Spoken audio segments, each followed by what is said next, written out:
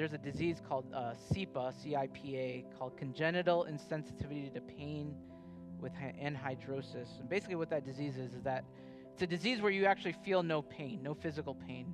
It affects the nervous system that you don't actually feel pain in your nerves. And you think to yourself, I think it was, that's an amazing disease to have. I would love that sort of disease, right? To feel no pain. There's actually an article that was written about a little girl that had this disease of CIPA and what her parents actually went through dealing with this disease that their daughter had. See, this little girl, as she had this disease of CIPA, would go through her life and she'd fall down and she would cut herself and bleed, or she would break a bone, and had no idea that there was a problem. She would touch a hot stove and put her hand on a hot stove and not know that she was supposed to remove her hand from the hot stove and burn her hand. And so just actually a terrible life in some sense, because she had no idea that pain was a needed thing. There's in that article, her parents quote and say that this is the worst disease they could imagine.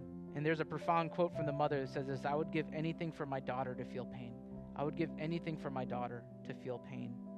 You know, most of us think the other way around, that God, remove this pain, remove this illness, this sickness, this hardship, this difficulty in my life.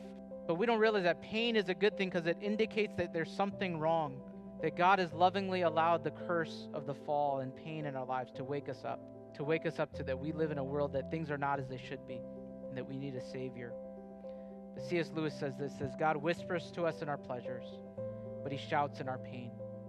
It is his megaphone to rouse a deaf world." God shouts to us in our pain. So church, I know that there's much pain in our lives, but let's trust Christ, who's our victor, who's speaking to us through our pain. And he says, one day I'll make all things new.